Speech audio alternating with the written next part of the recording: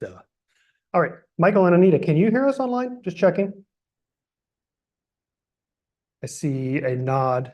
Great. All right, everybody, we're gonna go ahead and get started here with a pre-presentation. So today we have joining us from the Jefferson Library, Jefferson Archives, we have Anita Lai, who is the digital archivist, and we have Michael Angelo, who is the university archivist and special collections guru. And what they do, the Jefferson Archives actually holds the archives of the branch website. And so, and do they have physical archives as well? And some physical archives as well. So they're going to give an overview of what they have, what they do, and invite you to check it out. And of course, you can always find some of this information at our website, which you'll see in just a few minutes. So Anita and Michael, if you are ready to share, you can try that. Great. And Great. Can you all hear me? yes, we can hear you. Okay. Well, good evening, everybody. Thanks for inviting us to tell you about the new Siegman Archives at Thomas Jefferson University, where your wonderful collection is located. A little information about myself and about Anita. We're a huge staff of two, so we can't hide. I've been the university archivist here for 25 years. We're lucky to be spending our bicentennial this year of Jefferson Medical College, which is now Thomas Jefferson University, in our new space. So I've got my master's in history at NYU, specializing in the history of medicine and science. So I'm very happy here. Anita, do you want to give us a little background about your previous experiences? Sure. My name is Anita Lai. I am the digital archivist here at Thomas Jefferson University. I'm only 2 years in. I haven't worked as long as Michael here, but I've previously worked at the Drexel University Archives, and I have my degree, my MLS from Drexel University. So we'll move on to our agenda very quickly.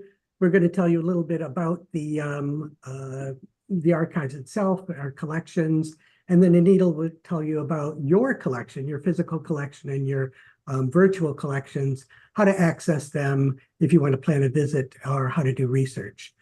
This is an opportunity for us to brag about our new space, and here's a couple images of the expanded archives. In 2024, this year, we just had a ribbon cutting ceremony for the Siegman Archives. It's named for our donor, Marion J. Siegman, who was the chair of the physiology department here at Jefferson.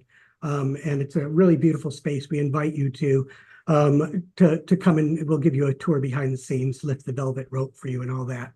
Our collection itself is paper-based for the most part. We have about 8,000 books, rare books on medicine and science, dating from incunables through this century.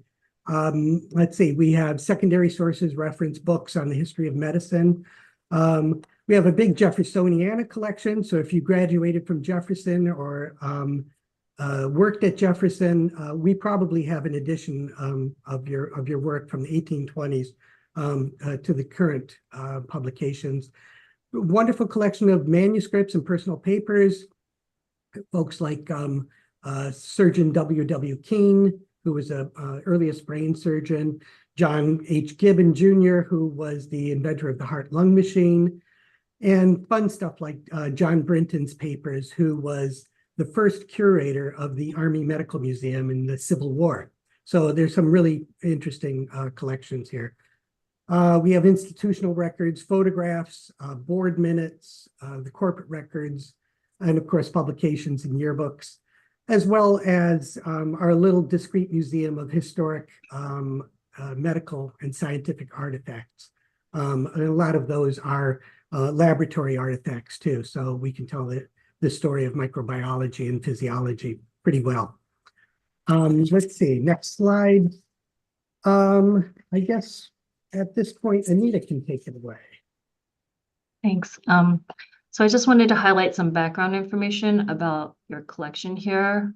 It's the Eastern Pennsylvania branch collection. And a little bit about the history is just that, the American Society for Microbiology, it was founded in 1899, and your particular branch was founded in 1920 in Philadelphia by a group of microbiologists. And so some of the reasons why it is currently housed here is several branch presidents were Jefferson faculty and students, and many Jefferson graduates were members of the executive committee. So in fall of 2013, the branch archivist, Dr. James Poupard, had reached out to us and asked about housing the collection permanently here at Jefferson.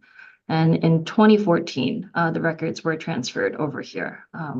So a large part of the collection documents the changes that occurred in the evolution of microbiology from 1920 to the present. And there is an emphasis on medical microbiology.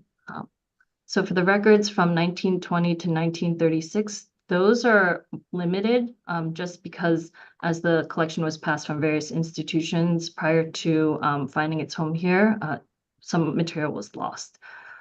So the archive does start in 1931, and it does go up until 2009 when the paper archives, the boxes that are behind me and also on your screen here, the four boxes here, they are housed here in our collection in the back right there. And so a large portion of those collections consists of executive committee minutes, branch newsletters, there are special lecture series and workshops, symposia, your branch publications, and also correspondence.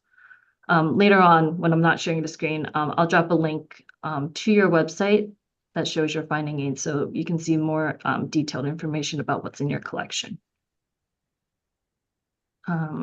So for collections that are electronic, post 2009, we do have a crawl set up. We do crawl your website yearly using Archive It.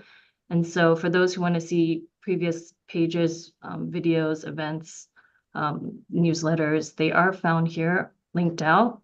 We crawled it every December or January. And so from 2017 to the present, you can find your old website crawled here. For the other branch electronic records, they are stored and kept on a flash drive by Linda. So if you are interested in visiting in person, our archives, we are open weekdays by appointment only. But for those who also, I think some of you are not located in Philadelphia, we offer limited reference assistance via email. So here is our contact information if you would like to reach out to us. And if you do have any questions, we're happy to answer.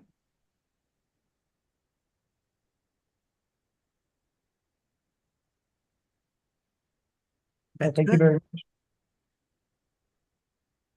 All right, now we're going to shift over a bit, and Vincent's going to share our great. So thank you everyone for coming out to what is the 810th monthly meeting of the Eastern Pennsylvania branch. So we've been around, like you just saw, for quite a while having these monthly meetings.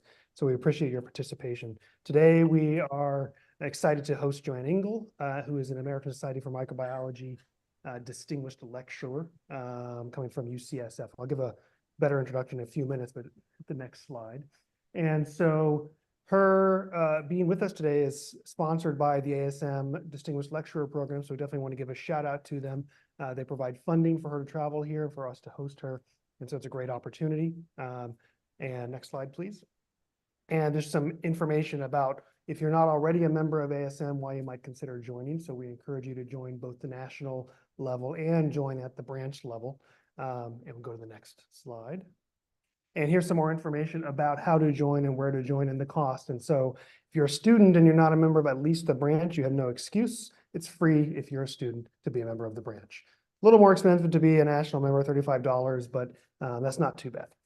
So we do encourage you to join and participate in the full panoply of things we have available for you, including these monthly meetings.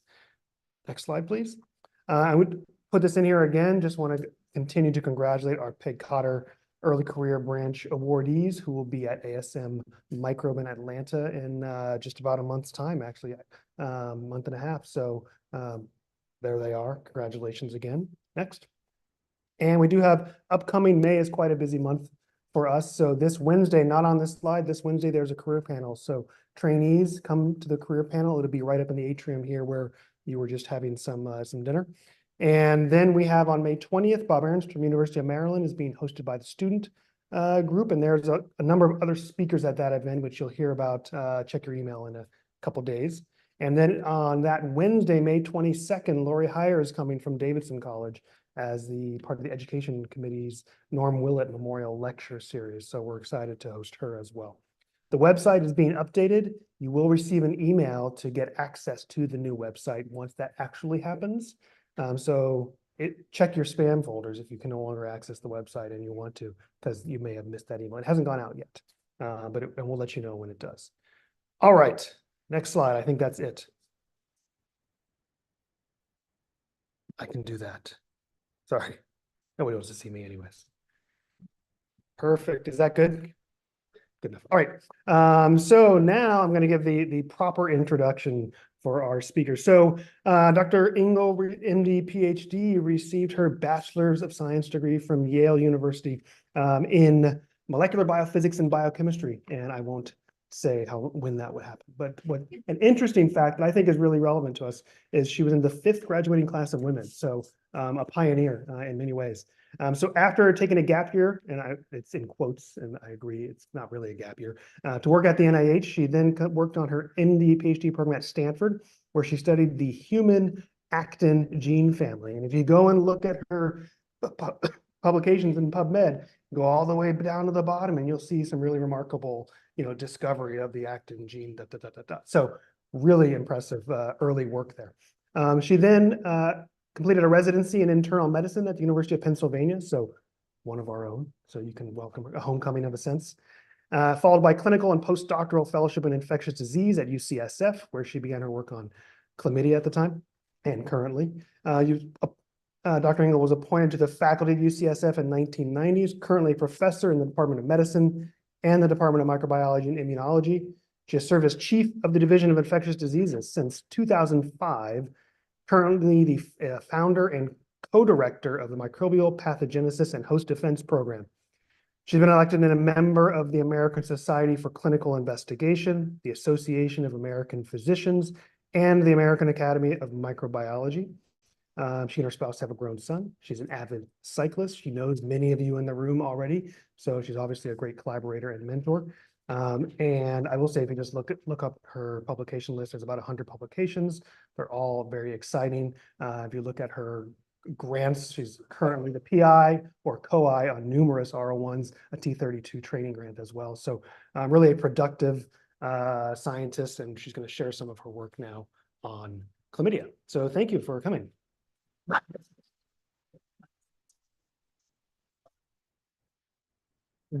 I'll just go. You I'll use that. Yeah. Right.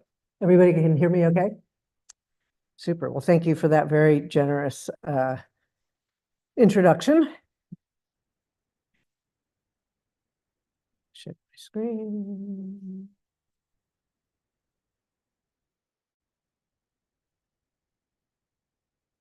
Yes. All right.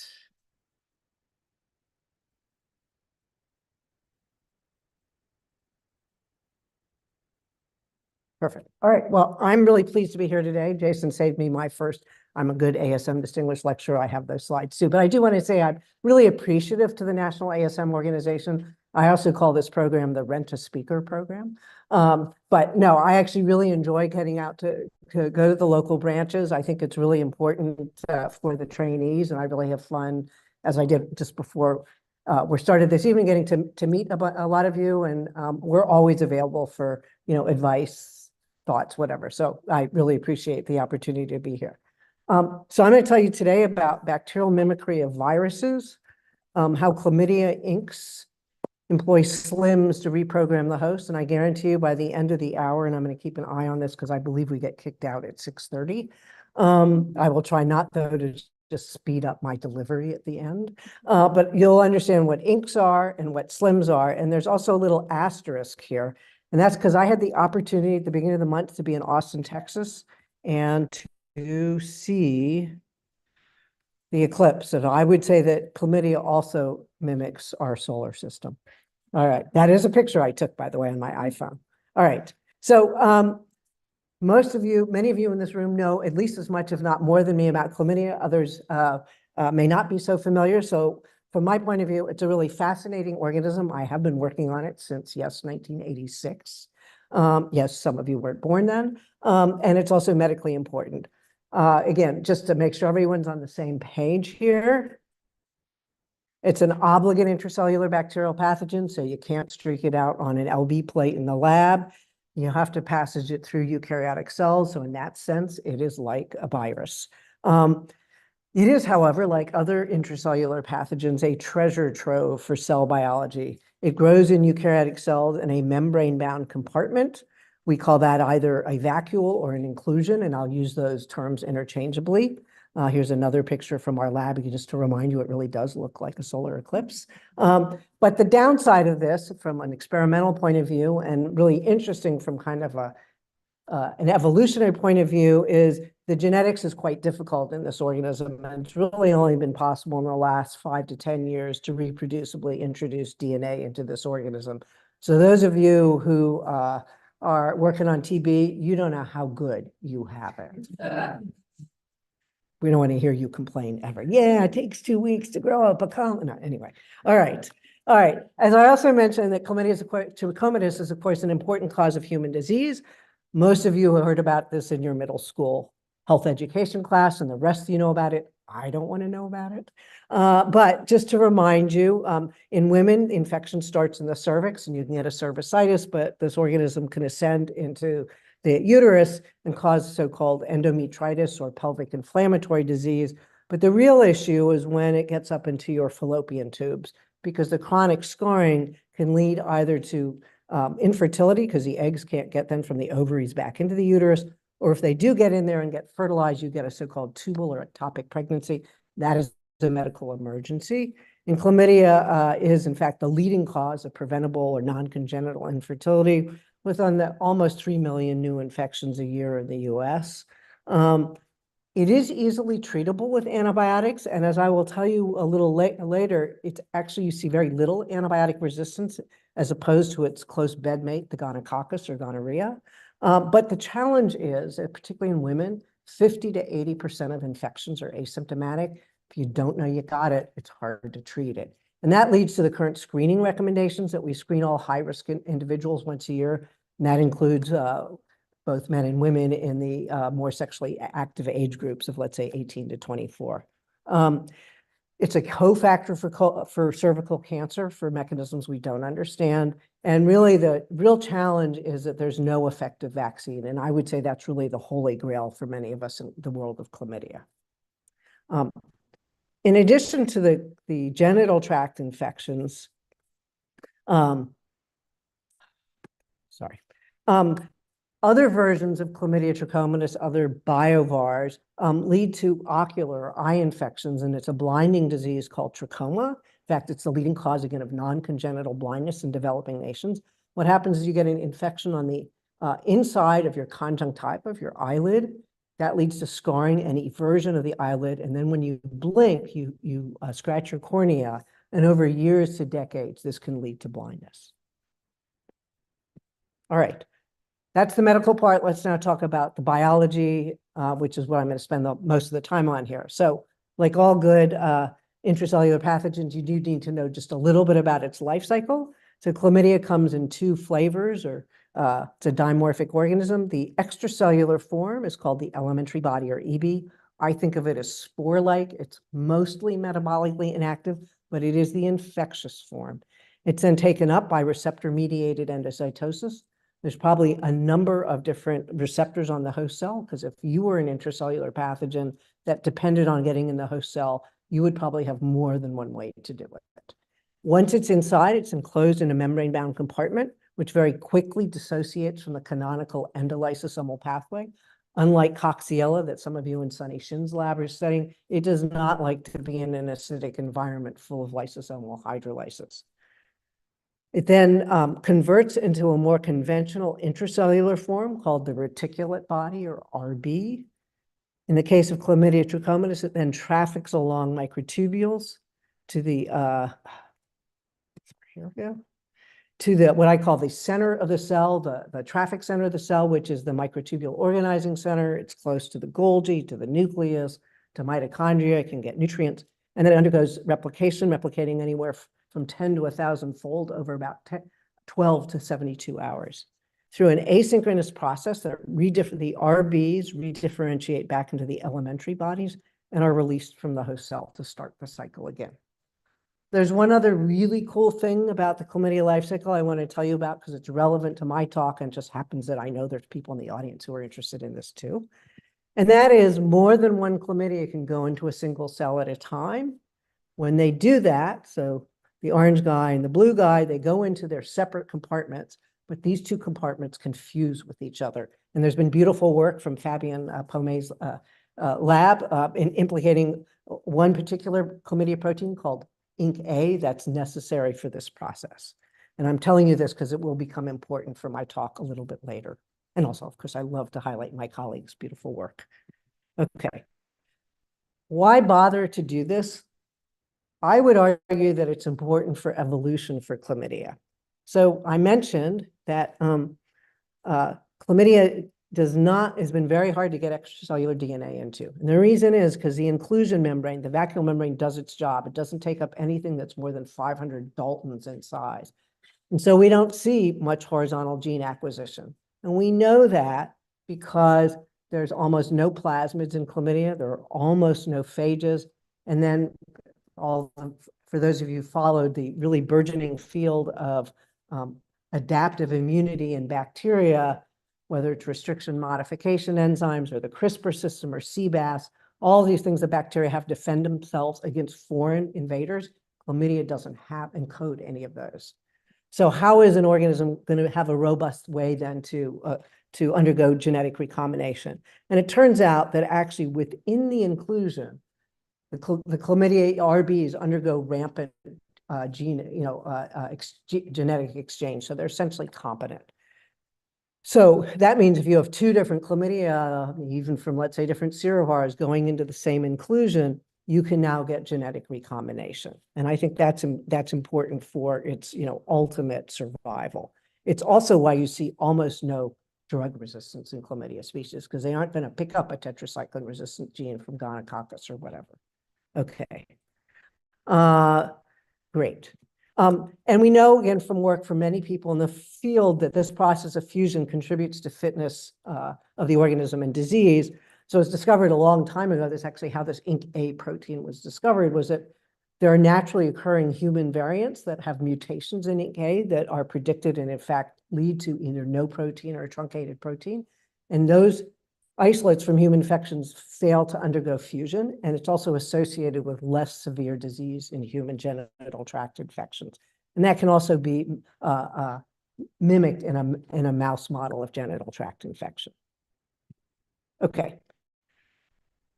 Before delving more into some of the cell biology of chlamydia, let's step back and think like, well, what do you have to do to be successful to survive in what is essentially a hostile intracellular environment?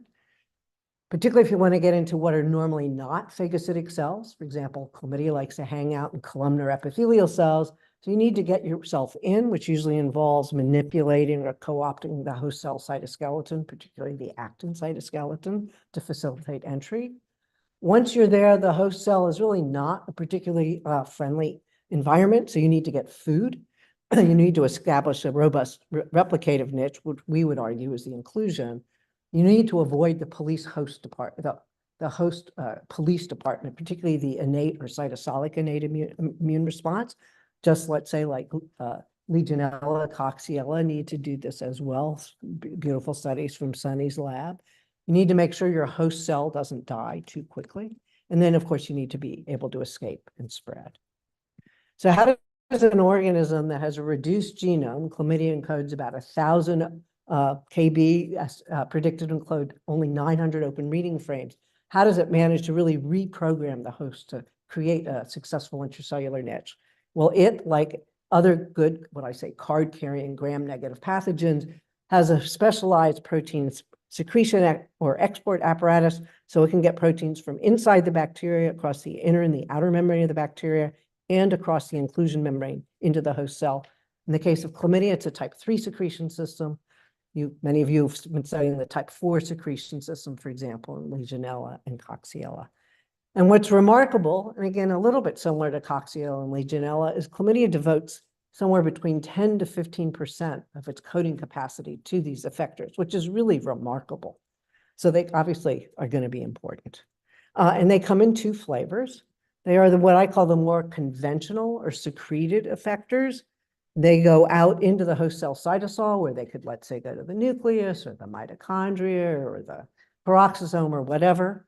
But unique to the order Chlamydialis, and of particular interest to us as a second set, the so-called inclusion membrane proteins, or INCs. I already told you about, mentioned one, INC-A. And these go out through the type 3 secretion apparatus through some kind of topological magic. We don't know how this happens. And they are presumably then post-translationally inserted into the inclusion membrane. So we've been really obsessed with these. We think these are the really cool ones. And we spent the last 10 years trying to figure out what they do. So what do we know about them? They can be predicted based on their topology, which is to say that they have two long transmembrane domains, a little short cytosolic linker on the bacterial side, and then their N and their C termini are hanging into the host cell cytosol, maybe saying, bind to me, please. As I mentioned, they're unique to the order Chlamydialis, but they are highly variable between different species and even different subspecies of chlamydia, and they are rapidly evolving. I'm sure they are a product of the host pathogen arms race. Conventional bioinformatics has been entirely unrevealing. So like they don't have kinase domains. They don't have ubiquitin ligase domains. In fact, if you put them through AlphaFold 2, which of course everyone has done, you get that they are either intrinsically disordered, i.e. they have no structure, or maybe they have a little bit of coiled coil. So that hasn't been informative. But we would predict that they are ideally poised right here at the host pathogen interface to function as scaffolds, to bring proteins or organelles to the inclusion membrane. And the challenge then has been that we can't just go and easily knock each of these out one by one. So what we did instead to try to understand their function is what we call sort of high throughput proteomics, where we used affinity purification mass spectroscopy to try to identify putative host binding partners for each of the INCs. The goal there is that would then give us insights and hypotheses we could test to address their function. So what we did was we took each of the predicted INCs from one of the chlamydia serovars. We put an epitope tag on it, and then we transfected them one by one into human HEK293 T cells. Affinity purified them on a column under conditions where we would maintain protein-protein interaction, elute the binding proteins, and put them through mass spectroscopy and bioinformatics. And from that, we generated what we call sort of our INC-host interactome, which I'm going to show you just in a little more detail here. It's okay, you don't have to be able to read that. It's all published. But just to orient you, at the center of each of these interactions is one of the INCs, and then the spokes are going out to the predicted, what I'm going to call high confidence host binding partners. And you can see in some cases, each INC will bind to maybe one or just a few host binding partners, and others look like they hit the jackpot. We, in fact, identified at least one high confidence host interactor for 2/3 of the INCs. The other third we didn't. I invite the students to think about why that might be, and happy to talk about that more. What was those that hit the jackpot, you might think, oh, it's just a lot of false positives, you're in the wrong place at the right time or whatever, but actually these are real, probably. And one thing that was reassuring was for INCs that were predicted to bind to one or more, to a protein that's part of a host multi-protein complex, we actually generally brought down all or most of the proteins in that complex. And the winner here is a protein here called CT192. I won't tell you the story today. It's up on bioRxiv. It actually binds and brings down all the subunits of the megadalton protein complex dynactin, which is involved in microtubule-directed -N movement. Today, I'm going to tell you just one story, and that's about INC-E. Before I do that, we also, recognize the limitations of this transfection interactome. So we have been laboriously also carrying out what we call our infection interactome, where we either make, using genetics, a chlamydia species that ectopically produces one epitope tagged ink, or we borrow from our very generous colleagues, and we've done the same AP mass spec, but in the context of infection. So now the ink is expressed on the inclusion membrane, for example, where it should be. And for the 15 or so that we've looked in great detail, actually overlaps really nicely with the transfection interactome, again, providing us additional confidence that this approach will be fruitful. Okay. So what could an ink binding to a host protein or multiple host proteins result in? And so on kind of first principles, one possibility is that the ink might basically displace a native binding partner of a host protein by binding with higher affinity. So that's one possibility. Another possibility is you might bring two proteins together at the inclusion membrane that normally don't function, and you might impart new functions to that complex and in a new location.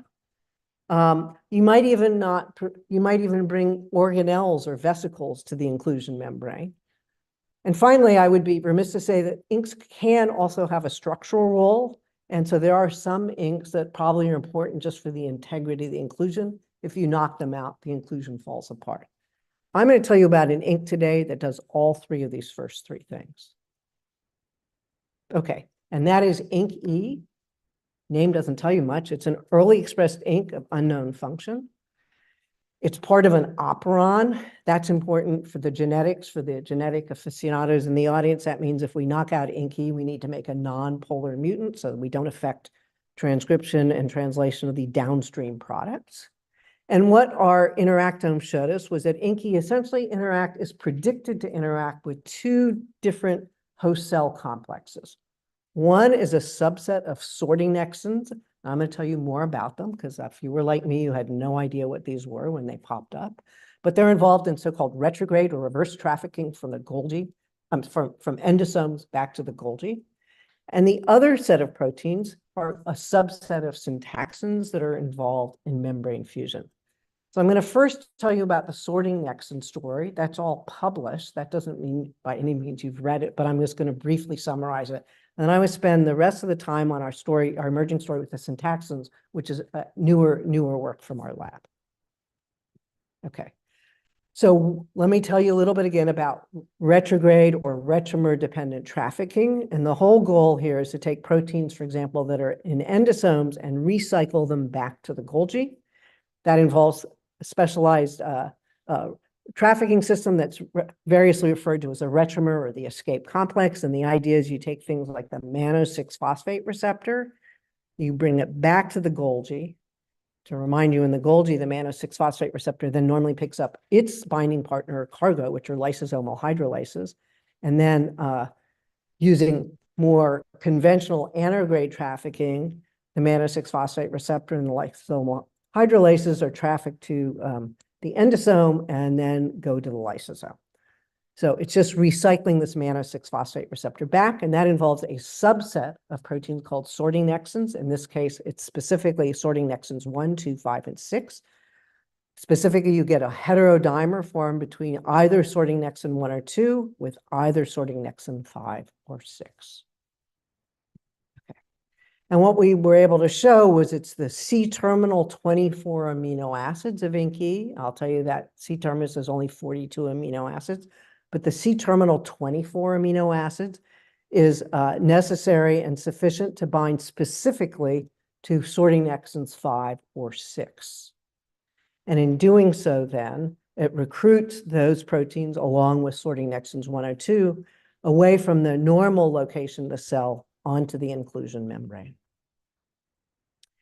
In doing so, then at least ink E is sufficient to block this retrograde or reverse recycling of proteins from the endosome back to the Golgi.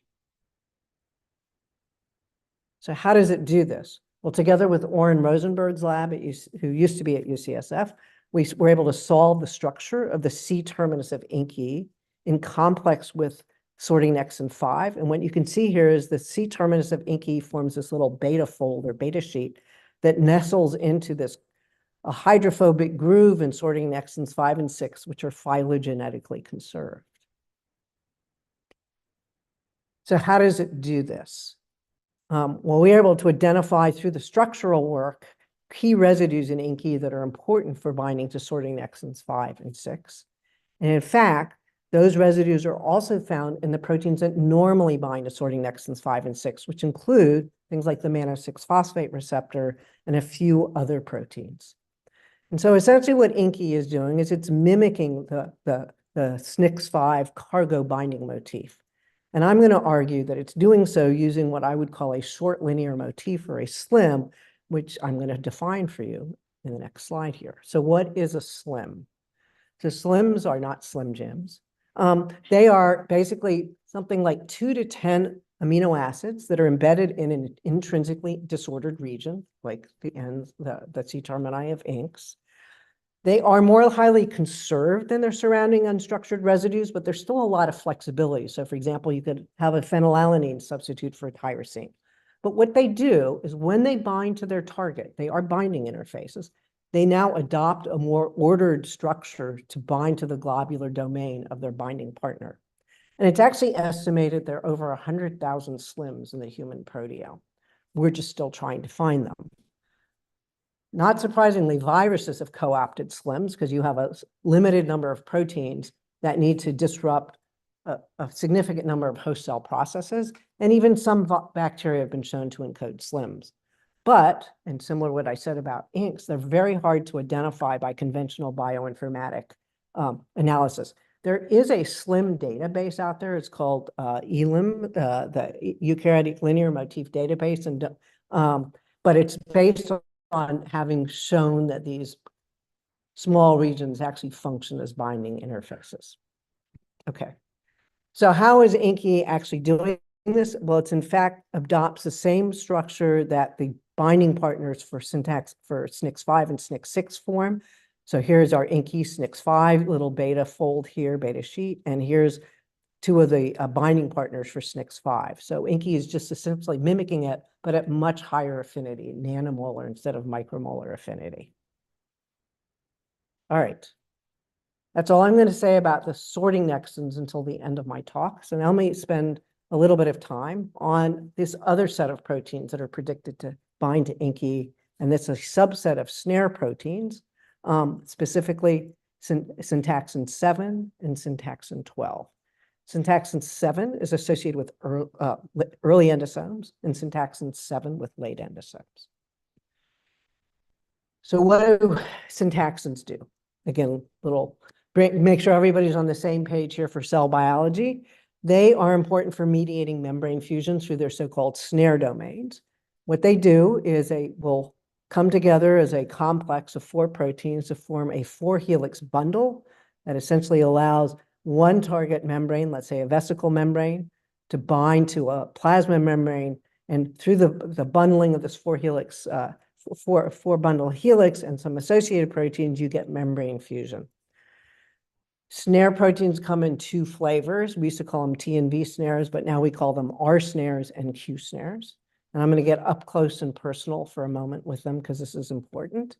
So the R and the Q refer to the fact that at the center of the snare domain, the so-called 0 layer, there's an ionic interaction between the arginine of 1 R snare and the glutamic acid of 3 complementary Q snares.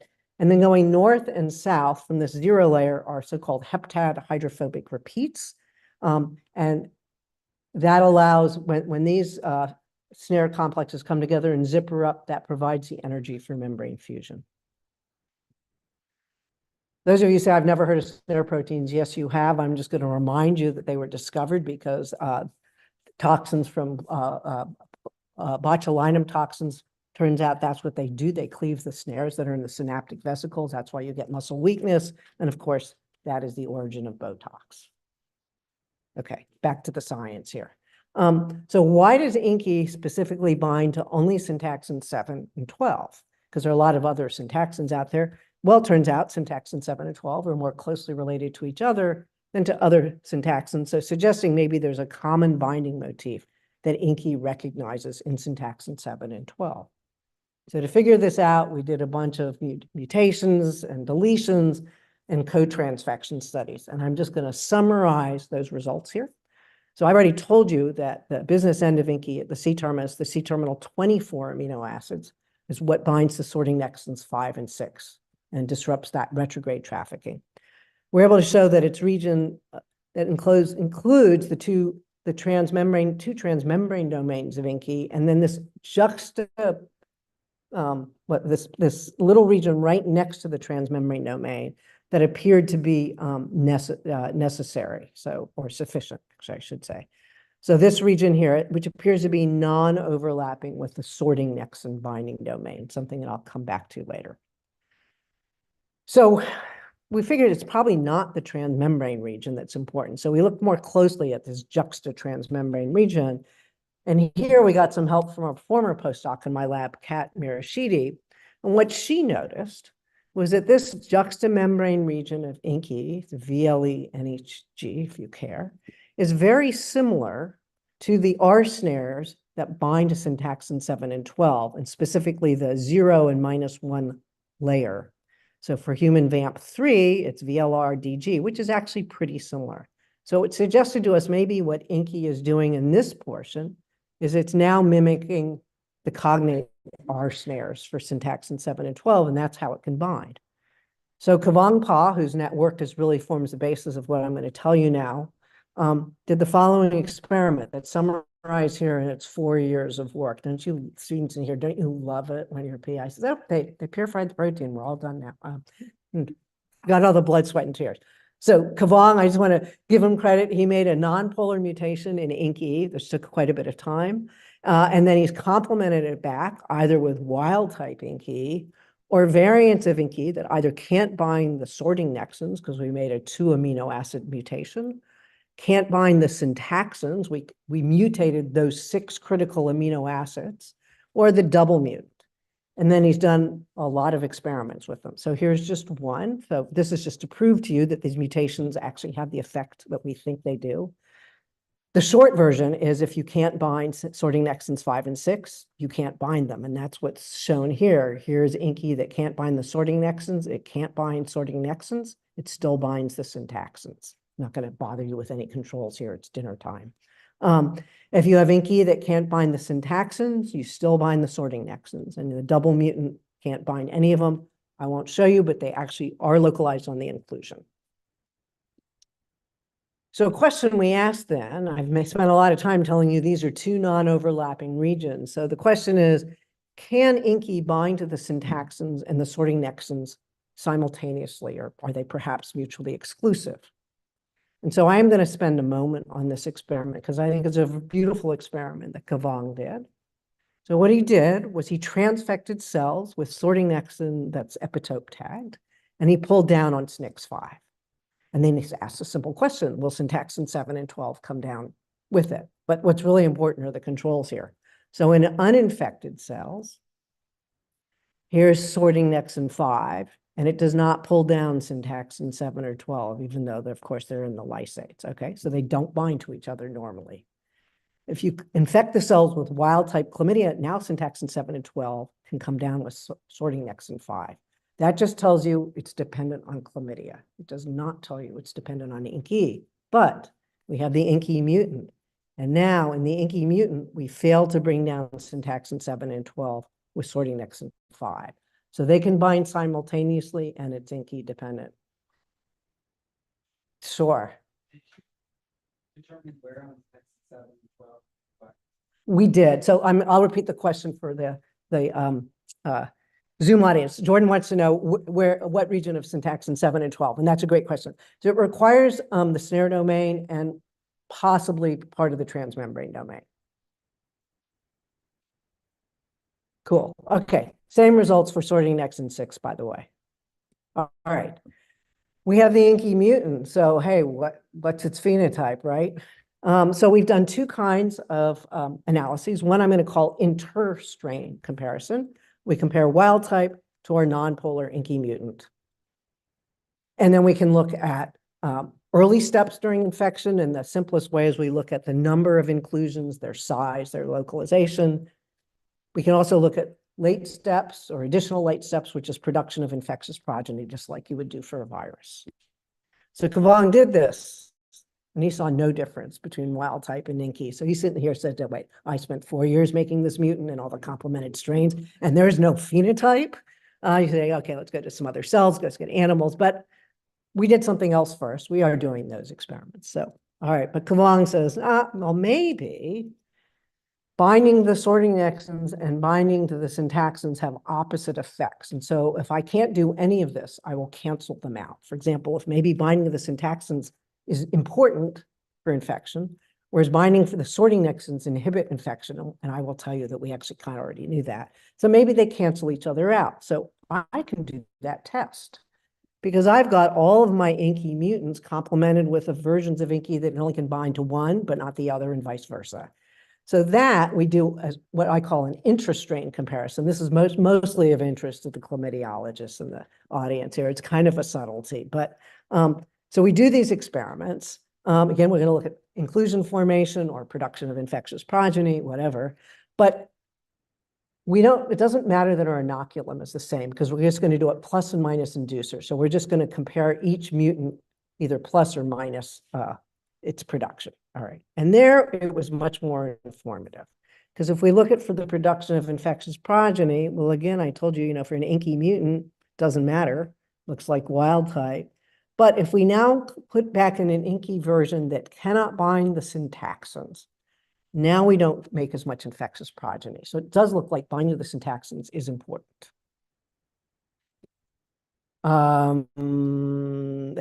There's a trend towards inclusion formation, but doesn't quite reach statistical significance. So I think it probably has an effect earlier as well.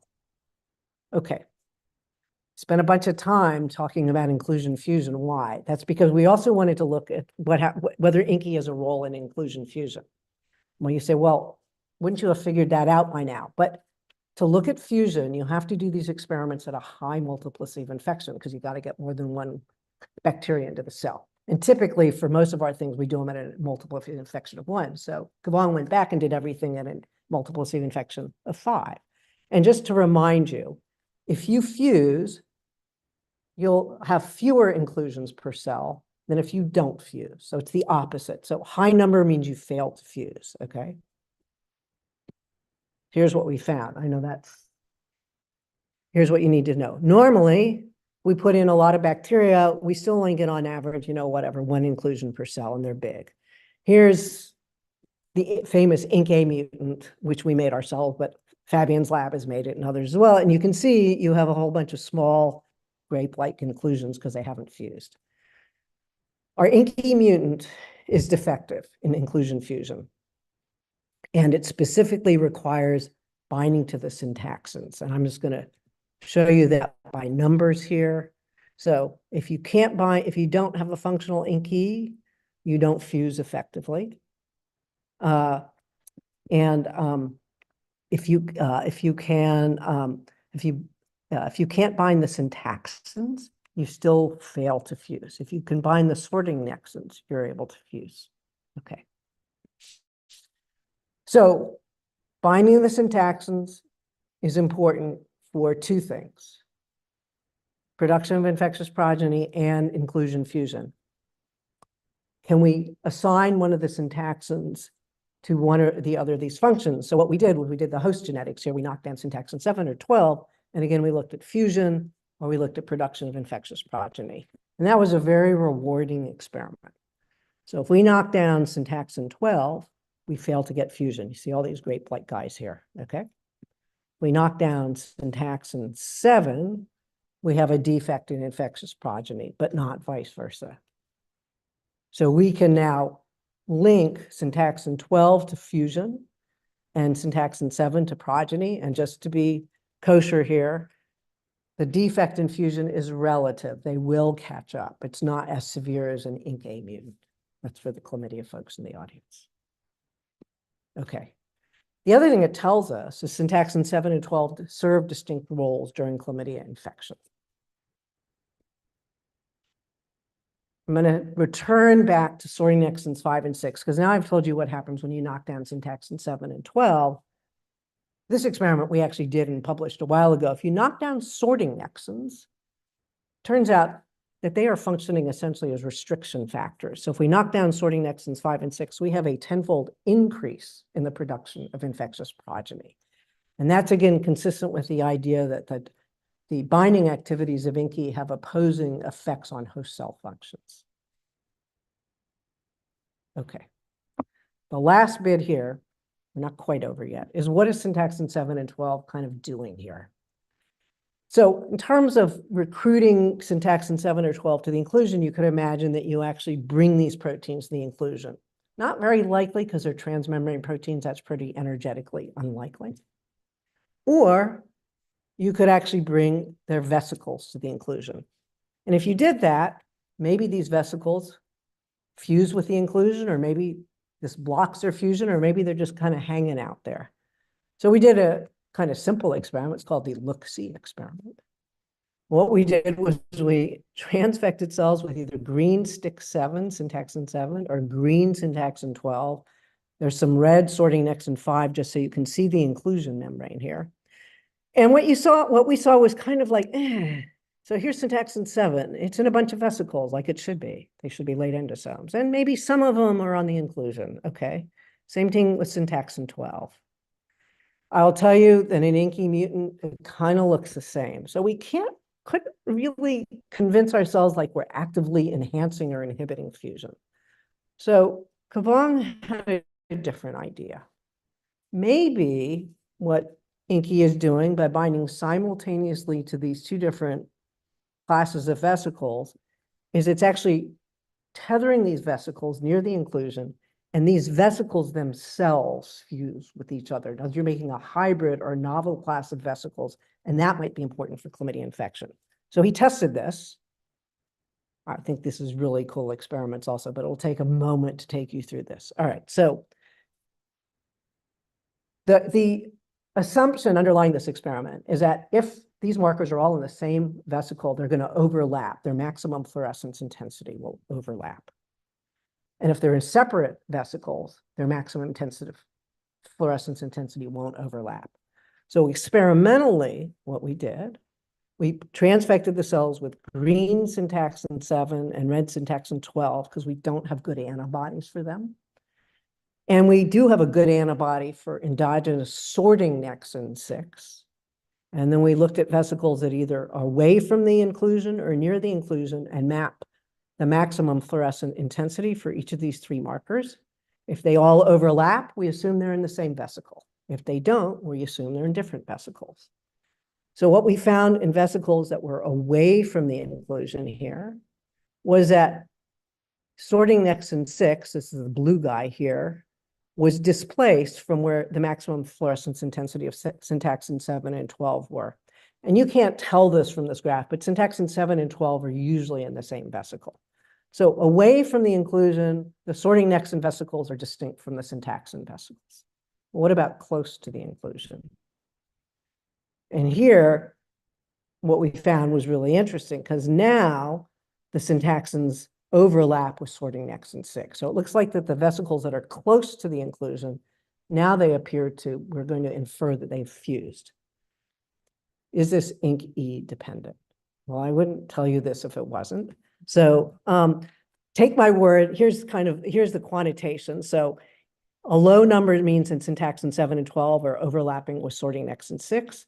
And a high number means they aren't. So vesicles that are away from the inclusion in wild-type infected cells don't have the overlap, but in an INKI mutant, even inclusions that are close, vesicles that are close to the inclusion fail to overlap, suggesting that you have INKI-dependent fusion of these 2 different vesicle classes close to the inclusion. And we've done this with all our various INKI mutants as well, and they behave as expected. You need to be able to bind both complexes for them to come together. So INKI is doing a lot of things here. And this is just one ink, okay? But we would argue it's a master multitasker. It uses these short linear motifs. For binding to the sorting nexins, it has this motif down here. For binding the syntaxins, it's got this sort of mimic of the 0 and -1 layer. I think these both meet the definition of SLIMs, and allows the formation of a hybrid vesicle.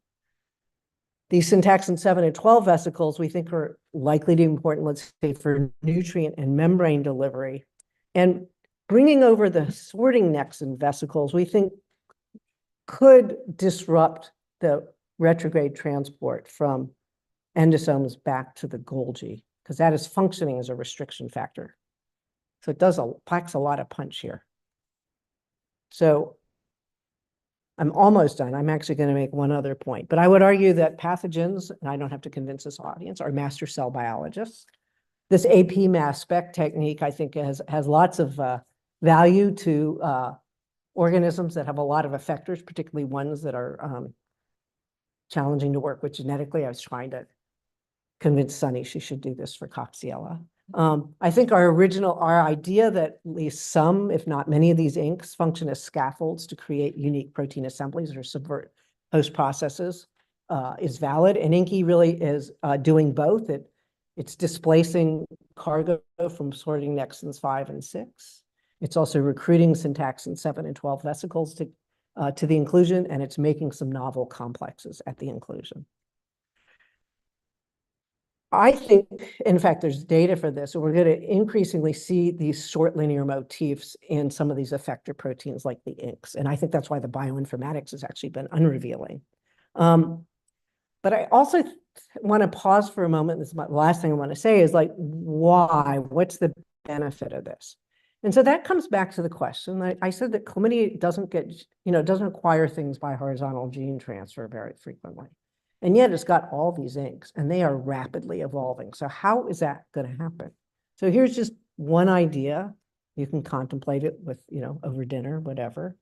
So of course you can go from one ink to many inks just by gene duplication. That doesn't take Spinoza or Mendel or anything. Okay. But if now all you have to do is have a couple of amino acids mutate in a way that's useful. So I like to use this analogy, and some people in the audience will know why I'm doing this. You don't need a full house, a royal flush, right? You don't even need 3 7s. You just need like maybe a 5 and a 6, and then a few amino acids down, maybe an 8 something. And if that gives you a positive selection, let's say a new binding interface as a SLIM, that could get fixed in the evolution of, let's say, chlamydia. So I think that's one way to come up with how it's been able to generate such an assortment of diverse effectors. And with that, thank you for your attention. And I just got to tell the story. Here are the people who really did all the work. The original work on the sorting nexins, our AP mass spec, was Sherry Elwell, Katmir Sheedy. All the work on the syntaxins is Kavong Pa, and that's up now on bioRxiv. Lots of other interesting inks that we have some information for and help from Jess Sherry, Elliot McMahon, Clara Herrera, and lots of help from our colleagues and friends at UCSF and in the greater chlamydia community. So I will stop and be happy to answer questions.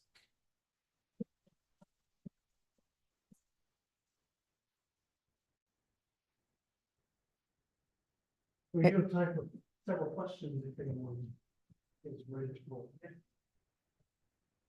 Also, Zoom audience, I can see the chat. So if anyone wants to put anything in on the chat, I will look at that as well.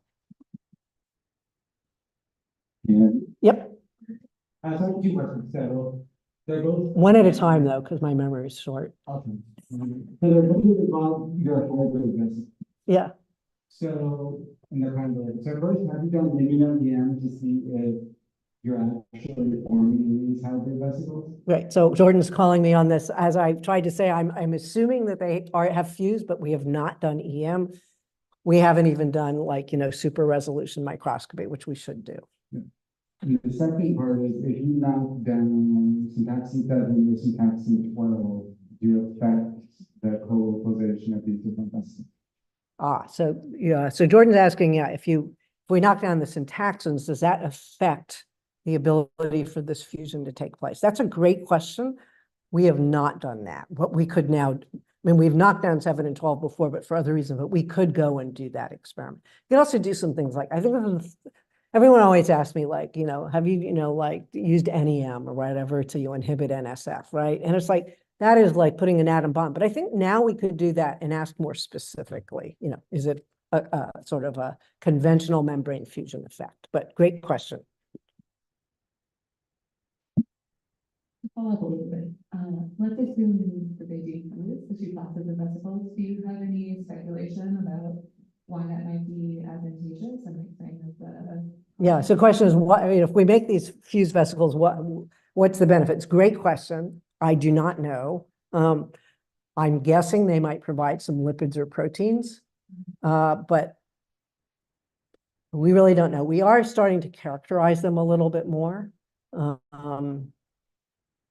Stay tuned. I'm not sure it's going to be that informative. We do know a little bit more about them, but I'm not sure what to make of that yet. I don't, so do these hybrid vesicles exist like in the absence of chlamydia infection, or is this something that's induced specifically by chlamydia and this interaction with EPA? Right.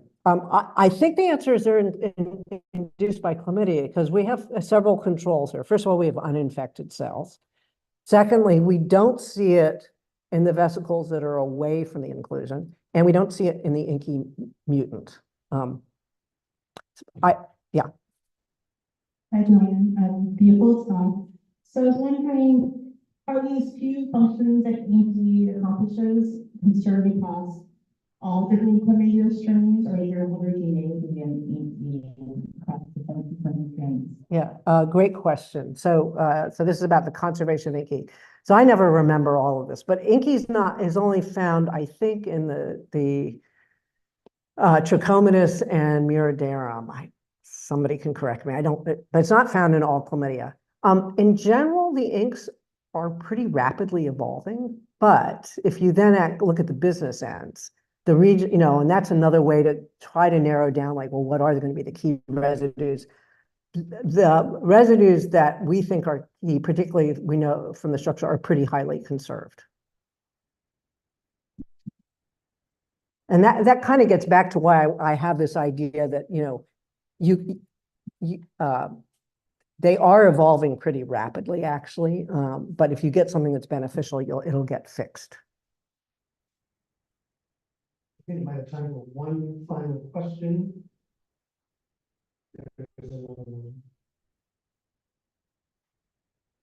Great, and we'll discuss things over dinner. And so let's go around the applause for our students. Thank you.